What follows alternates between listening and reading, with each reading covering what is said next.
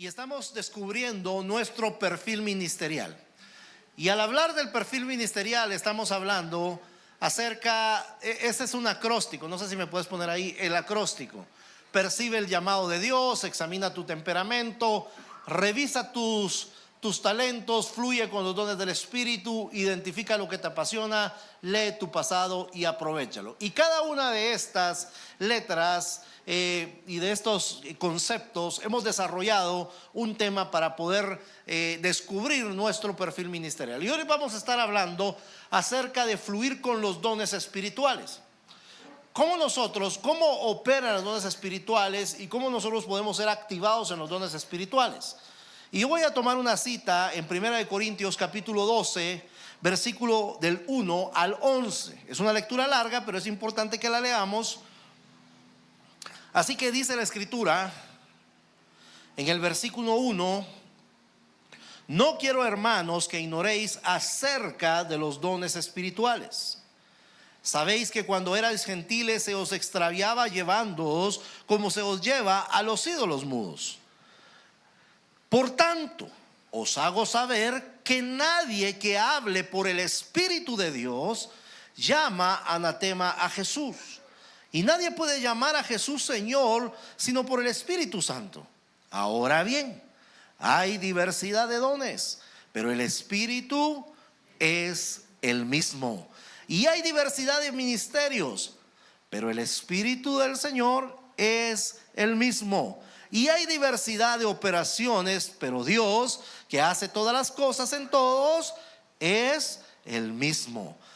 Pero a cada uno le es dada la manifestación del Espíritu para provecho, porque a este es dado por el Espíritu palabra de sabiduría, a otro palabra de ciencia según el mismo Espíritu, a otro fe por el mismo Espíritu, y a otros dones de sanidad por el mismo Espíritu, a otro el hacer milagros, a otro profecía, a otro discernimiento de espíritus, a otro diversos géneros de lengua, y a otros interpretación de lenguas.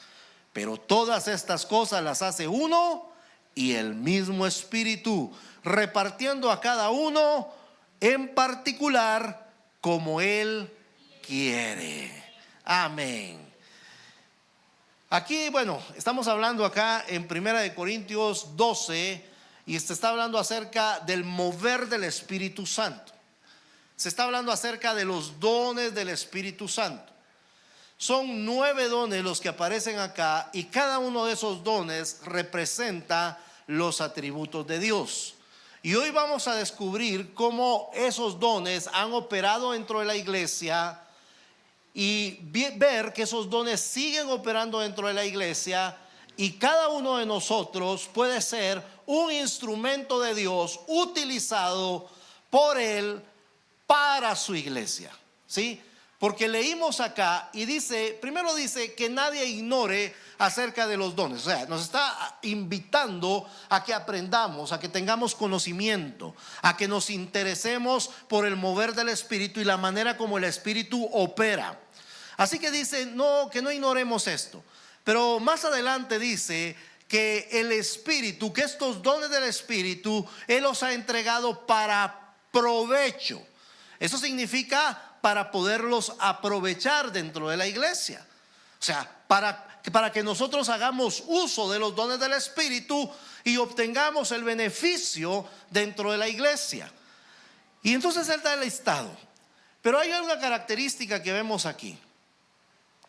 Porque Él dice que los dones, los ministerios y las operaciones, todo lo hace el Espíritu, el mismo Espíritu, ¿sí? Y habla del Padre, habla del Hijo y habla del Espíritu Santo. Lo que nos está diciendo es que todo es uno mismo y todos están contribuyendo para darnos a nosotros estos dones espirituales, los cuales nos van a servir a nosotros dentro del ejercicio de la iglesia. Así que vamos a ver acá entonces los dones, y vamos a hablar de los dones de revelación. Ahí están los dones de revelación. ¿Regresamos? Están los dones de revelación, los dones de poder y los dones de vocalización, que es la clasificación de los 9 dones. Hay 3 dones en cada segmento: revelación, poder y vocalización. Y vamos a descubrir cuáles son. Así que utiliza tus dones de revelación. Conoce y fluye en los dones de revelación. Y vamos a ver cuáles son estos dones de revelación. Está la palabra de ciencia, la palabra de sabiduría y el discernimiento de espíritus. O sea, dentro de esta clasificación de la revelación está la palabra de ciencia, la palabra de sabiduría y el discernimiento de espíritus. Ahora, tenemos que entender, en primer lugar, que la expresión que dice don ahí significa carisma, significa regalo. Usted ha escuchado que de repente a alguna persona le dicen: wow, qué carismática es esa persona, ¿verdad? Porque tiene una manera de poderse relacionar o de poder dar a entender algo. Ahora, esa palabra charis, carisma, charis, significa regalo de Dios. Entonces, cuando hablamos de los dones del Espíritu, estamos hablando de regalos que Dios les da a sus hijos. Ahora, cada uno de ellos, yo le dije, representa uno de los atributos de Dios. Y la palabra de revelación representa la omnisciencia de Dios. Y esa palabra omni no es ovni con B, ¿verdad? No son aquellos objetos voladores no identificados. Si es omni, O-M-N-I, omni, que significa, esa palabra en griego significa todo. Y cuando está hablando de todo, se está refiriendo a que no tiene límites, ni tiene nada que lo limite, ni nada que le reste poder, ni nada que le reste, digamos, atributo. Entonces, cuando hablamos de omnisciencia, cuando hablamos de ciencia, la palabra ciencia significa conocimiento. Entonces, cuando hablamos de omnisciencia, estamos hablando que Dios lo sabe todo. No hay nada que Dios no sepa. Hasta lo más oculto que nosotros creemos que Dios no sabe, Él lo sabe. Porque no podemos ocultarnos de Él. Él es omnisciente.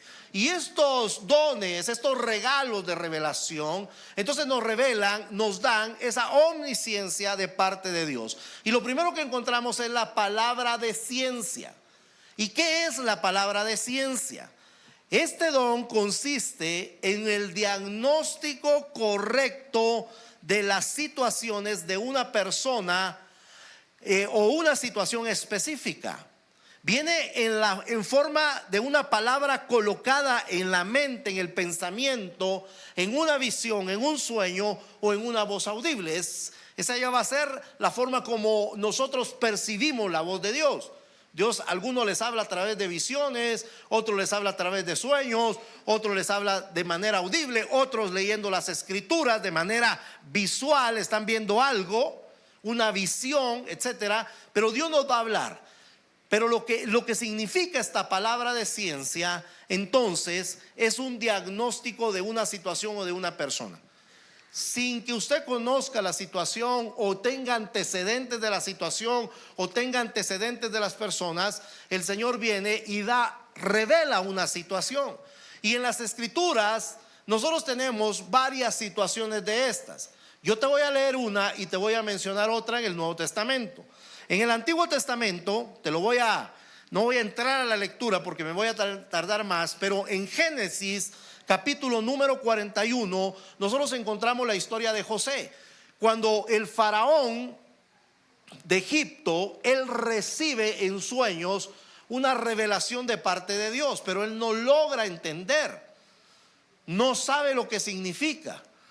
Él llama a todos sus adivinos, a todos sus consejeros, a todos los gobernadores que tenía en Egipto para que le ayuden a entender la palabra.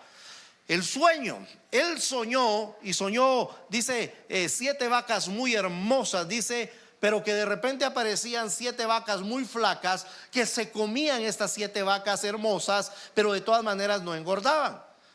Y luego al día siguiente volvió a soñar 7 espigas que estaban llenas de mucho trigo, y soñó otras 7 espigas que tenían muy poquitos granos y estaban muy endebles, y que devoraban las 7 espigas gruesas, y tampoco hacía efecto en ellas. Y él no sabía qué hacer, y al llamar a sus consejeros, a los adivinos de ese tiempo y a sus gobernadores, nadie le pudo dar la interpretación.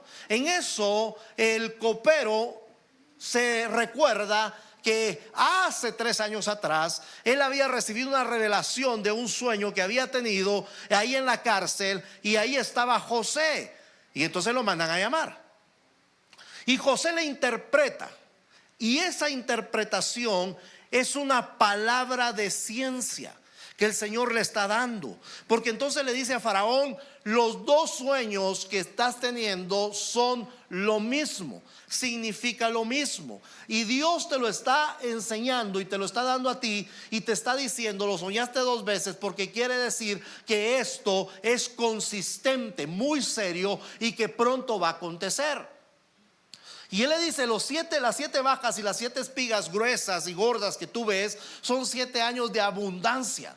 Pero las otras vacas delgadas y las espigas de trigo muy, muy desnutridas van a ser 7 años de sequía, de sequedad. Y entonces le dice: primero vienen los 7 años y después las otras, y en ese orden es el que el Señor te lo está dando. Él está recibiendo esa palabra de ciencia, él está recibiendo esa revelación de parte de Dios, la interpretación del acontecimiento que iba a darse en la nación. Pero en el Nuevo Testamento encontramos un caso, y es el caso de Ananías y Zafira, cuando llegan con el apóstol Pablo, y ellos han vendido una propiedad, y ellos han tomado una parte de esa propiedad. Ellos se quedaron con una parte e iban a entregar la otra. Pero ellos llegaron con la mentira de decirle al apóstol Pablo: esta propiedad nos costó todo lo que te vamos a entregar. Y ellos estaban tratando de que la gente viera de que ellos estaban dando una ofrenda sumamente generosa. Pero el apóstol Pablo le dijo: ¿por qué tientas al Espíritu Santo? Porque ese no es el precio de la heredad. Otro día le voy a explicar lo que está sucediendo. Usted puede interpretar ese pasaje con Mateo capítulo número 6, y usted va a entender los primeros 5 versículos. Ahí está la interpretación de este pasaje, pero ahorita no lo voy a explicar porque no me da tiempo. Pero entonces ellos mueren. El apóstol Pablo recibe esa revelación, la situación exacta que estaba sucediendo, cómo ellos estaban tratando de engañar al Espíritu Santo. Entonces hay una situación que se da, ¿sí? Y hay una revelación que se da. El Señor está dando esa revelación de una situación, un diagnóstico de la situación que están viviendo las personas. Pero luego viene la palabra de sabiduría. La palabra de sabiduría es un don que va relacionado con la ciencia. O sea, estos 2 dones trabajan en conjunto. El don de ciencia con la palabra de sabiduría trabajan en conjunto. Para poder dar una palabra de sabiduría, a veces se utiliza el don de ciencia para descubrir la situación.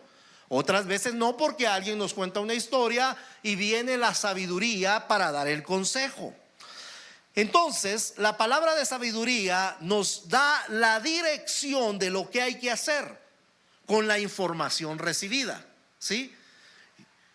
El consejero recibe la información, o el hermano o la persona recibe la información, e inmediatamente Dios le dice el consejo que tiene que dar. Y le voy a explicar. Cuando José le da la interpretación al faraón, porque le está dando la palabra de ciencia, él inmediatamente le da la palabra de sabiduría y le dice: ¿sabes qué tenés que hacer, faraón? Tenés que poner a un administrador sobre todo Egipto. y que empiece a quintar la tierra, o sea, que empiece a recaudar. Hay que ponerle un impuesto a toda la tierra ahorita que va a recibir bendición, y entonces todos los granos recibidos hay que almacenarlos para que cuando venga el tiempo de hambre siempre haya una provisión y pueda la gente sobrevivir. Y entonces, bueno, usted ya conoce la historia. No es que José estuviera levantando la bandera, ¿verdad? Busca a alguien así como yo, ¿verdad? Y alguien que tenga sabiduría como yo, alguien que tenga el conocimiento como yo, ¿verdad? Le estaba diciendo, poneme a mí. José no estaba haciendo eso, él no buscaba eso. Sin embargo, dentro de los planes de Dios eso sucedió, porque recordemos que había una promesa para José. José había recibido en sueños promesas de que él iba a estar sobre mucha gente y que mucha gente se iba a postrar sobre ellos, hasta sus hermanos. Y por eso fue que lo odiaron. Pero bueno, regresemos. Entonces le da esa palabra de sabiduría, le da el consejo oportuno. Mire, hermano, yo le voy a decir algo con mucho respeto, pero usted, antes de tomar una decisión importante, pida consejo. Pida consejo. No se deje ir solamente así. Si usted va a invertir en una casa, pida consejo, pregunte, averigüe. No solamente mire que esté bonito el proyecto, no solamente mire que estén bonitas las casas, sino investigue, averigüe quién es el dueño del proyecto, averigüe si son honrados, si eso está legal o no está legal. Tiene que dejarse dirigir. Está bien, Dios nos habla a cada uno de nosotros, pero hay decisiones importantes en la vida en las cuales necesitamos nosotros consejo para saber lo que tenemos que hacer. Para estar seguro, para encontrar la dirección de Dios. La palabra del Señor dice que en la multitud de los consejeros está la sabiduría. Eso significa que las palabras de sabiduría vienen a través del consejo que podemos dar. Y hay gente que es experta, de la cual nosotros podemos adquirir muchísima sabiduría. Si usted va a invertir en un negocio, acérquese a alguien que tenga un negocio, acérquese a alguien que administre un negocio, acérquese a alguien que trabaje en algún negocio, porque entonces usted ahí va a obtener sabiduría para hacer un negocio. Si usted va a poner un taller de mecánica, acérquese a alguien que sepa de mecánica, a alguien que haya tenido un taller de mecánica o que tenga un taller de mecánica para hacerlo. Si va a poner una panadería, igualmente. Si va a poner una tienda, igualmente. Si va a poner una industria de lo que sea, hágalo de la manera igualmente. Es que el problema es que a veces nos lanzamos y a veces venimos golpeados diciendo no me funcionó, y uno a veces ni está enterado de lo que están haciendo, ¿verdad? Ni siquiera hay alguien que interceda por uno para que eso camine bien. Pero cuando yo empiezo a pedir consejo, cuando yo empiezo a pedir esa sabiduría, yo voy adquiriendo más sabiduría también. Y yo me voy a convertir también en alguien que va a dar consejo de sabiduría. Si usted se va a casar, ¿a quién le va a pedir consejo? Al que está casado, hermano, y al que tiene más tiempo de casado. Pero si le va a ir a pedir un patojo que no se ha casado, que no tiene esposa, que no tiene hijos, que no sabe lo que es la vida, le va a decir, dale, hombre, sí, con uno que coma es suficiente, ¿verdad? El amor todo lo puede, todo lo soporta, todo lo espera.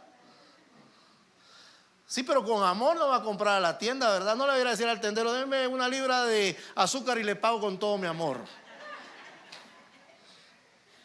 No le va a dar nada. Son principios, hermanos. Necesitamos ese entonces espíritu de sabiduría, esas palabras de sabiduría en nuestra vida para podernos dirigir como personas cristianas y para honrar el nombre del Señor. Pero lo tercero es el discernimiento de espíritus. Hechos 16:16 dice: aconteció mientras que íbamos a la oración, nos salió al encuentro una muchacha que tenía espíritu de adivinación, la cual daba grandes ganancias a sus amos adivinando. Esta, siguiendo a Pablo y a nosotros, daba voces diciendo: estos hombres son siervos del Dios Altísimo, quien os anuncia el camino de la salvación. Y esto lo hacía por muchos días, mas desagradando a Pablo, este se volvió y dijo al espíritu: te mando en el nombre de Jesucristo que salgas de ella. Y salió en aquella misma hora. Mire, el discernimiento de espíritu nos ayuda a nosotros a discernir con qué intención las personas o qué espíritu está manipulando a las personas para acercarse a nosotros o decirnos a nosotros algo, o acercarse a la congregación y decirle a la congregación algo. En este ejemplo que estamos leyendo del apóstol Pablo, la mujer no estaba diciendo una mentira. Porque la mujer lo que estaba diciendo: estos hombres son siervos del Dios Altísimo y los tienen que escuchar. O sea, ¿eso era mentira o era verdad? Era verdad. El problema era que lo que estaba haciendo que ella adivinara esto era un espíritu de adivinación. Y ojo con esto, porque el diablo es un mentiroso y padre de mentira. Y le voy a explicar cómo opera Satanás. ¿Cómo hace Satanás para operar en esto? Satanás tiene sus emisarios. Yo quiero decirle que Satanás no es omnipresente, no es omnipotente, ni es omnisciente. Él no lo sabe todo, él no lo puede todo, y él no está en todo lugar. Eso significa que si Satanás está ahorita en China, no puede estar aquí. ¿Sí? Entonces, ¿cómo hace Satanás para saber que usted está aquí y para que le diga: no le pongas atención al pastor, hombre, seguí viendo tu celular? ¿Cómo hace Satanás? Porque él tiene una obra, ¿sí? Él tiene una planificación con todos nosotros. Y él tiene asignados demonios para que estén estorbando la vida de cada uno. Y entonces lo que hace es que van tomando lista, nota de todas las cosas que le están aconteciendo. Y entonces Satanás opera de la siguiente forma: va una persona con una bruja, un hechicero, un adivino, alguien que lee las cartas, el puro, el cigarro, la chinga del café. Le lee la mano y le dice las cosas pasadas de su vida, porque las tiene apuntadas. Y usted se queda sorprendido. Se queda sorprendido porque dice: wow, qué poder. No es poder, es manipulación, es mentira. Pero el espíritu de discernimiento, el don de discernimiento de espíritus, nos va a ayudar a nosotros para identificar al brujo, al hechicero, al adivino, al mentiroso. Entonces nosotros necesitamos operar en esos dones. Le voy a decir algo con todo respeto. Por eso es que nosotros tenemos una escuela de enseñanza profética, porque nosotros cuidamos lo que cualquier persona puede levantarse. En este tiempo se levantan muchas personas que dicen: yo soy profeta, y le dan una palabra, pero hay que discernir de dónde viene esa palabra.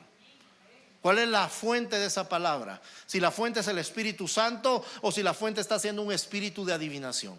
Por eso métase a esta escuela para que usted aprenda. Vamos a estar hablando más a detalle de los dones del Espíritu, de los dones ministeriales, pero también de las operaciones de los dones del Espíritu. Así que para eso nos sirve. Pero los segundos son los dones de poder.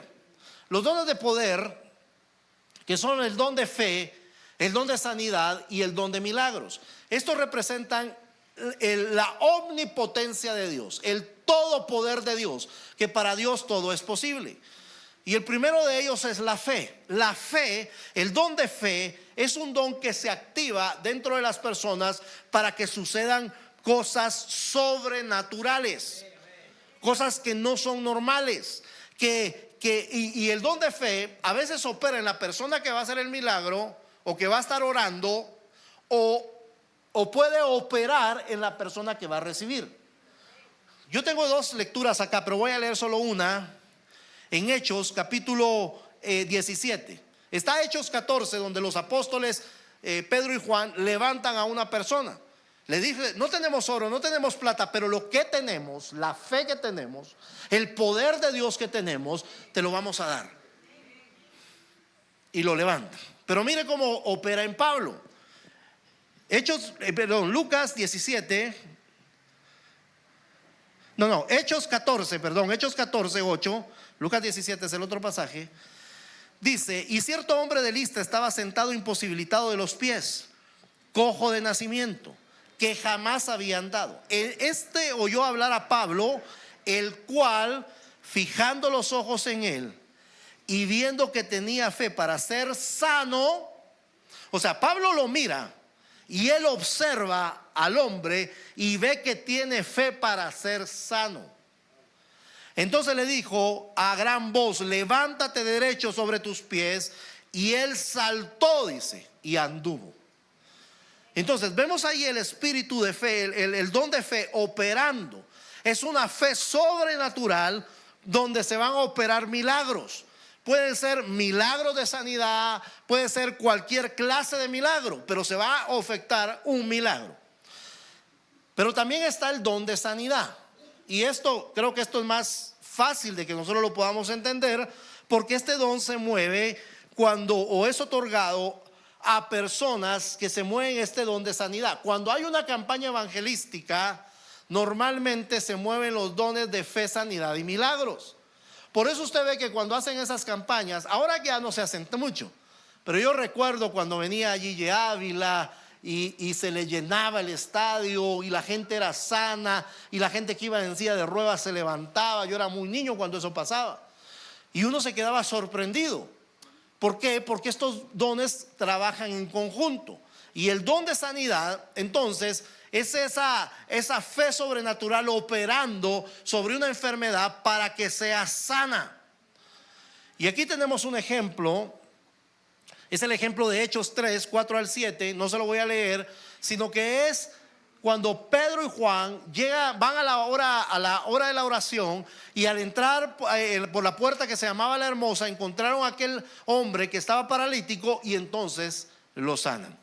Pero está el don de milagros. Este don de milagros sí son sanidades, pero son otra clase de milagros también. Pueden ser provisiones, sanidades, resurrección de muertos. Son aquellos dones por los cuales se produce una alteración del curso ordinario de la naturaleza. La Biblia nos habla de varios milagros de esa naturaleza. En el Antiguo Testamento tenemos varios milagros. Cuando se abre el Mar Rojo, por ejemplo, ese es un milagro, ¿sí? Porque las aguas se separan. Las aguas se separan y ellos caminan en medio de paredes de agua, porque el mar se ha separado. Está cuando cruzan el Jordán, que el río se detiene. Y entonces cuando el río se detiene, como que le hubieran puesto una represa, las aguas ya no corren y ellos pueden pasar. Está, por ejemplo, cuando Eliseo están en una construcción y hay un muchacho que está ayudando a cortar unos árboles y se cae un hacha. Y él echa sal y el hacha flota. O sea, todos esos son milagros. Pero en el Nuevo Testamento también tenemos milagros. Por ejemplo, cuando Jesús convierte el agua en vino, ¿sí? Ese es algo, él está alterando la naturaleza. Cuando hace la multiplicación de los panes y los peces, con 5 panes y 2 pescados, él viene y lo multiplica. A mí eso me impresiona. ¿Y sabe cuál es lo que más me impresiona? En el Antiguo Testamento, cuando Elías es enviado a la viuda de Sarepta, y cuando la harina no escasea ni el aceite, ella dice, yo no sé, ¿cuántos han horneado pan alguna vez en su vida? ¿Ah? Las hermanas, ¿verdad? Más que todo, ¿verdad? Yo antes hacía pizza, le cuento. De verdad. Y hacía la masa, ahora la compro porque es más fácil. Y más barato. Pero uno tiene un puñado de harina. Usted no agarra una libra de harina solo para hacer una pizzita, ¿verdad? O para hacer unos 10 panitos. Usted tiene que tomar una medida. ¿Cómo? Toma una medida de harina, tome un poco de aceite y todos los ingredientes que le va a echar. Y ella dijo: solo tengo una medida de harina y un poco de aceite. Es lo último que tengo. Y yo ahorita lo que voy a hacer es que voy a ir a cocinar esa torta, ese pan de harina debajo de las cenizas. Y luego, después de que lo comamos con nuestro hijo, como ya no tenemos que comer, solo vamos a esperar a que nos llegue la muerte. Y eso me impresiona, porque Elías le dice: me parece que te estás haciendo bien, pero haceme a mí primero. Era un reto de fe. Y le dice: porque la harina no va a escasear durante toda esta sequía, ni tampoco el aceite. Y dice que durante toda la sequía ella siempre tuvo harina y aceite. Ahí hay un milagro, porque se está alterando lo natural. Es como que usted diga: ya no tengo solo más que este poco de frijoles y un poco de arroz, y voy a hacer ahí un poco de arroz con frijoles, y después de eso a vivir de la mano de Dios, lo que Dios me pueda proveer. Pero usted va y hace los frijoles y el arroz, y al día siguiente se levanta y mira que en la bolsa de frijoles hay frijoles, y en la bolsa de arroz vuelve a haber arroz. Y usted dice: wow, tengo otra vez para este día. Y los hace y se va a acostar, y al día siguiente se levanta y vuelve a ver que hay frijoles y arroz. Es un milagro de esa naturaleza. Y yo te voy a decir algo, hermano. Quizás me voy a quedar aquí, no voy a hablar del otro don. Me voy a quedar aquí, porque algo quiere hacer el Señor en esta mañana, hermano. Dios quiere despertarnos a nosotros en fe, para que nosotros creamos que Dios es el mismo de ayer, de hoy y por los siglos de los siglos.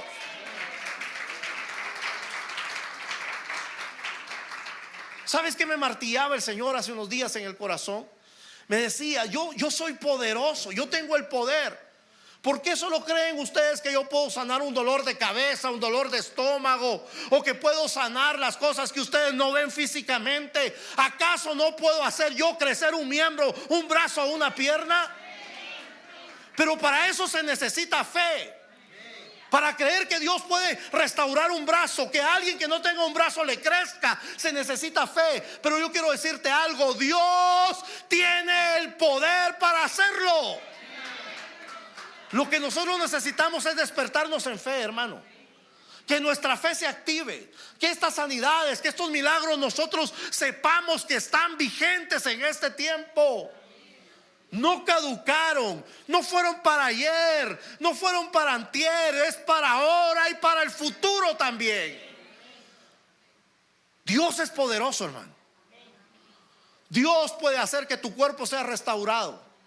Dios puede hacer que las cosas sean restauradas. Mira, en el segundo libro de Reyes, capítulo 4, se habla de un hombre que era Naamán. Ese hombre Naamán, dice las escrituras, que uno lo miraba por fuera, lo miraba bien, porque era un tipo que se vestía de manera elegante. Pero cuando se quitaba las ropas, el hombre tenía lepra. Y dice la escritura que ese hombre sirio que se llamaba Naamán tenía una muchacha que era israelita, y le dijo: en mi pueblo hay un profeta, y si él ora por ti, tú vas a ser sano. Y el hombre consigue cartas, se va para allá, y cuando llega delante del rey, el rey se indignó, porque el rey dijo: ¿cómo? Este hombre me trae cartas para que yo lo sane, yo no puedo. Cuando Eliseo escucha las palabras, le dice: envíamelo a mí. Y él se va, y Eliseo ni siquiera lo sale a recibir, sino que con su criado, con su asistente, le manda a decir: dice el profeta que te sumerjas en el Jordán. Él se enoja, porque él dijo: wow, yo pensé que él iba a venir y me iba a imponer las manos, y entonces yo iba a ser sano. Si no me dice que me meta ese río Chuco, ¿no hay mejores ríos en Damasco? Y me dice que me meta aquí. Y él estaba indignado. Sus hombres del ejército le dicen: si el profeta te dice que conquistes una ciudad para ser sana, ¿no la conquistarías? Claro que sí. Entonces, ¿qué te cuesta meterte al río? Métete al río y prueba. Y él se tenía que zambullir 7 veces, y 7 veces se zambulló, y a la 7ª vez dice que salió sano. Pero escucha lo que dice la palabra. Dice que su piel fue restaurada como la piel de un bebé. Como la piel de un bebé. Mire, las hermanas compran cremas de toda clase, para todas horas, de todos tamaños, de todos colores y de todos sabores, para tratar de cuidarse la piel. Pero este hombre solo tuvo que creer en Dios para ser restaurado. Porque Dios puede hacer esos milagros de restauración. Dios puede hacer que las cosas sean restauradas. Si el diagnóstico que el médico te ha dado, te ha dicho, tienes problemas en el hígado, Dios te puede dar un hígado nuevo, un hígado restaurado. Dios puede hacer ese milagro. Dios no solo quiere sanarte, Él puede hacer que ese órgano sea nuevo. Cualquiera sea la situación que estás viviendo, Dios puede hacer un milagro, lo puede hacer nuevo. Ay, hermano, es que creo que se me están acabando las neuronas. Todo se me olvida. Pues hoy le vamos a pedir al Señor, hermano, que te dé neuronas nuevas. Aunque la ciencia diga que nosotros ya los que pasamos de 25 años ya no hacemos nuevas neuronas, eso dice la ciencia. Pero la palabra de Dios dice que Él puede hacer cosas nuevas en nosotros. Que nuevas son sus misericordias cada mañana. Que para Él no hay nada imposible. Que todo le es posible a Él. Él puede hacer cosas nuevas, hermano. Y usted tiene que creerlo, yo lo tengo que creer. Que Dios quiere hacer milagros. Que Dios quiere hacer milagros. Y que los dones del Espíritu pueden fluir en su vida. Que usted en cualquier momento, que alguien esté enfermo en su casa, o en su trabajo, o en su escuela, o donde usted quiera que se mueva, usted pueda orar por ellos. Y que el poder sobrenatural de Dios venga sobre ellos y sean sanos en el nombre de Jesús. Y sean sanos en el nombre de Jesús. Dios es el poderoso, hermanos. El poder viene de Dios. El poder viene del Señor. Dios puede hacer que se te multipliquen las cosas en tu casa. Tú puedes decir, hermano, ya no tengo. Hermano, ya no puedo. Hermano, no sé qué hacer. Empieza a orar, hermano, y a creer que Dios es ese Dios poderoso que puede hacer un milagro en tu casa, que puede hacer un milagro en tu vida, que puede hacer un milagro en tu familia, que puede cambiar los corazones, que puede cambiar los pensamientos, que puede hacer algo extraordinario y sobrenatural. Por amor a sí mismo, por amor a Él y por amor a ti, por la gracia que baja, hermanos, sobre nosotros, por la gracia que corre sobre la iglesia, por la misericordia que Él tiene sobre nosotros. Dice que si su misericordia no estuviera en nosotros, ya hubiésemos sido consumidos. Pero su misericordia es poderosa, que nos mantiene aquí en este momento. Y Dios quiere hacer algo sobrenatural en nuestra vida. Y quiero decirte que esto no es exclusivo para alguien. Esto es para toda la iglesia, para aquel que cree, para aquel que tiene fe en Jesús, para aquel que ha reconocido que Jesús murió en la cruz, para aquel que sabe que Él despojó a los principados, a las potestades y los exhibió públicamente en la cruz. Para cada uno de ellos, para cada uno de ustedes, para cada uno de nosotros, Dios tiene ese poder para nosotros. Y el Señor dijo que nos ha dado estos dones para provecho, para que nosotros podamos tomarlos y podamos ponerlos en obra y podamos nosotros recibir esa bendición de parte del Señor. Dios es bueno.